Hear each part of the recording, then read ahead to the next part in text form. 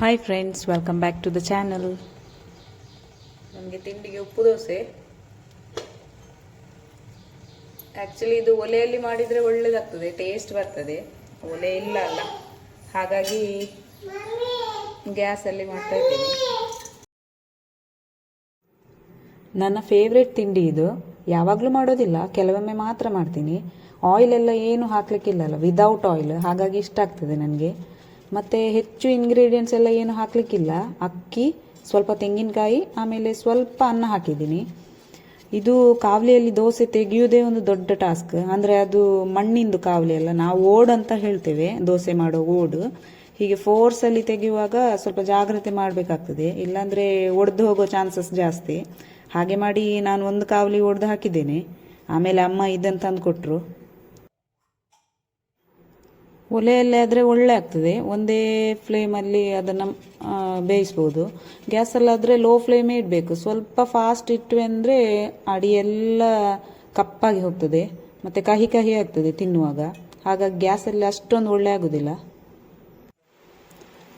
ಇದಕ್ಕೆ ಕಾಂಬಿನೇಷನ್ ಆಗಿ ಮುಂಚಿನ ದಿನ ಮಾಡಿದ್ದು ಮೀನು ಸಾರು ಏನಾದರೂ ಇದ್ದರೆ, ಕೋಳಿ ಸಾರು, ಅದೆಲ್ಲ ಬೆಸ್ಟ್ ಆಗ್ತದೆ. ನನಗೆ ಮಾತ್ರ ಬೆಳಿಗ್ಗೆ ಬೆಳಿಗ್ಗೆ ಅದು ಇಷ್ಟ ಆಗೋದಿಲ್ಲ, ಅದಕ್ಕೆ ನಾನು ಸ್ವಲ್ಪ ಟೀ ಮಾಡಿಕೊಂಡೆ. ಟೀ ನಾವು ಡೈಲಿ ಕುಡಿಯೋದಿಲ್ಲ, ಆದರೂ ಟೀ ಪೌಡರ್ ಎಲ್ಲ ಎಮರ್ಜೆನ್ಸಿಗೆ ಬೇಕಾಗ್ತದಲ್ಲ, ಯಾರಾದರೂ ಬಂದರೆ ಅದಕ್ಕೆ ತಂದಿಡ್ತೀನಿ. ಆಮೇಲೆ ಮಧ್ಯಾಹ್ನ ಸ್ನ್ಯಾಕ್ಸ್ ಎಲ್ಲ ಎಂತಾದರೂ ಮಾಡಿದರೆ ಟೀ ಮಾಡ್ಕೊಂಡು ಈವ್ನಿಂಗಿಂದ ಬ್ಲಾಗ್ ಕಂಟಿನ್ಯೂ ಮಾಡ್ತಿದ್ದೀನಿ. ನಮ್ಮ ಮನೆಯವ್ರ ಜೊತೆ ವಾಕಿಂಗಿಗೆ ಹೋಗೋಣ ಅಂತ ಬಂದಿದ್ದೀನಿ. ಈವ್ನಿಂಗ್ ಟೈಮ್ ಅವರು ಡೈಲಿ ಹೋಗ್ತಾರೆ, ಇವತ್ತು ನಾನು ಮಾತ್ರ ಇವತ್ತೇ ಬಂದಿದ್ದು. ಬಂದು ನೋಡಿದರೆ ಫುಲ್ ಬೀಚೆಲ್ಲ ಅಧೋಗತಿಯಾಗಿದೆ, ಎಲ್ಲ ಕಸ ಎಲ್ಲ ಮೇಲೆ ಬಂದಿದೆ. ಮತ್ತು ಕಡಲ್ ಕೊರೆತ ಅಂತ ಹೇಳ್ತಾರಲ್ಲ, ಆ ರೀತಿಯಾಗಿದೆ. ನೀರು ತುಂಬ ಮೇಲೆ ಬಂದಿದೆ, ವಾಕಿಂಗ್ ಮಾಡಲಿಕ್ಕೆ ಆಗಿಲ್ಲ. ಬೇರೆ ಟೈಮಲ್ಲಿ ಇದು ಕರಾವಳಿ ಸೈಡ್ನವ್ರಿಗೆ ಇದೊಂದು ವರ ಅಂತಲೇ ಹೇಳ್ಬೋದು. ಯಾವುದೇ ವಾಕಿಂಗ್ ಟ್ರ್ಯಾಕ್ ಅಂತ ಬೇಕಂತಲೇ ಇಲ್ಲ, ಬ್ಯಾರ್ ಫೂಟಲ್ಲಿ ಬೀಚಲ್ಲಿ ನಡ್ಕೊಂಡು ಹೋದರೆ ಆಯಿತು. ಡೈಲಿ ತುಂಬ ಮಂದಿ ಬರ್ತಾರೆ.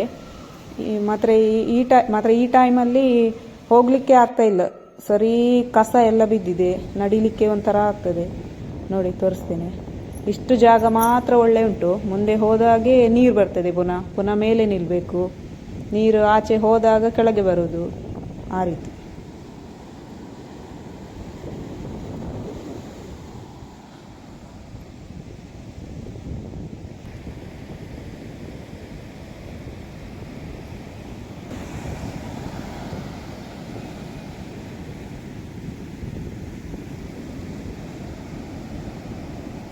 ತುಂಬ ರಫ್ ಉಂಟು ಸಮುದ್ರ. ನೋಡಿ, ಸ್ವಲ್ಪ ಮುಂದೆ ಹೋದರೆ ಸಾಕು, ಕೊಚ್ಕೊಂಡು ಹೋಗೋ ಥರ ಆಳ ಕಾಣ್ತಾ ಉಂಟು. ನೋಡಿ, ಇವರು ಮೇಲೆ ಹೋಗಿ ನಿಂತಿದ್ದಾರೆ. ಒಮ್ಮೆಲೆ ಬರ್ತದೆ ನೀರು ಫೋರ್ಸಲ್ಲಿ, ಆವಾಗ ನಡಿಲಿಕ್ಕೆ ಆಗೋದಿಲ್ಲ, ಕಲ್ಲಿನ ಮೇಲೆ ಹೋಗಿ ನಿಲ್ಲಬೇಕು.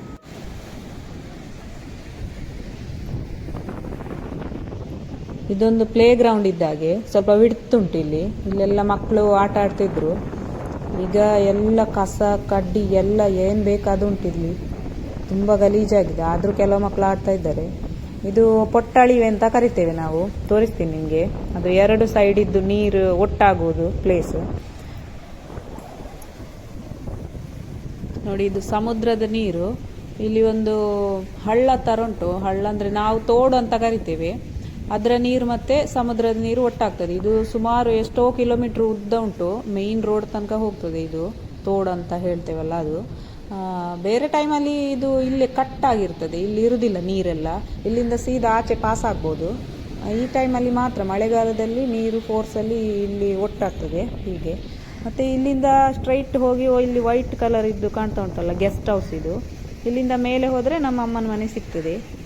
5 ಮಿನಿಟ್ ಒಂದು ವಾಕೇಬಲ್ ಇರ್ತದೆ ಅಷ್ಟೇ. ಹಾಗೆ ಈಚೆ ಸೈಡ್ ಬಂದರೆ ಈಚೆಯಿಂದ ನಡ್ಕೊಂಡು ಹೋಗ್ಬೋದು. ಇಲ್ಲಿ ನೀರಿಲ್ಲ ಅಂದರೆ ಸ್ಟ್ರೈಟಾಗಿ ನಡ್ಕೊಂಡು ಹೋಗ್ಬೋದು. ಸುಮಾರು ಹೊತ್ತು ವಾಕಿಂಗ್ ಮಾಡ್ಬೋದು, ಸುಮಾರು ಉದ್ದ ಉಂಟಲ್ಲಿ. ಈಚೆ ಸೈಡು ನಂದು ಗಂಡನ ಮನೆ. ಮೇಯ್ನ್ ರೋಡಲ್ಲೇ ಹೋಗ್ಬೇಕಂತೆಲ್ಲ, 10 ಮಿನಿಟ್ಸಿಗೆ ಅಮ್ಮನ ಮನೆಗೆ ಹೋಗಿ ಬರ್ಬೋದು ಬೀಚಲ್ಲಿ ಬಂದರೆ. ಹೀಗೆ ಇಲ್ಲಿ ತುಂಬ ಆಳ ಉಂಟು, ಆಚೆ ಈಚೆ ಪಾಸ್ ಆಗೋ ಹಾಗಿಲ್ಲ, ರಫ್ ಉಂಟು ಸಮುದ್ರ. ಬೇರೆ ಟೈಮಲ್ಲಿ ಸ್ವಲ್ಪ ರಫ್ ಇಲ್ಲ ಅಂದರೆ ಇಲ್ಲಿ ಬಲೆ ಹಾಕ್ತಾರೆ, ಮೀನು ಹಿಡಿತಾರೆ, ಸುಮಾರು ಮೀನೆಲ್ಲ ಸಿಗ್ತದೆ ಇಲ್ಲಿ.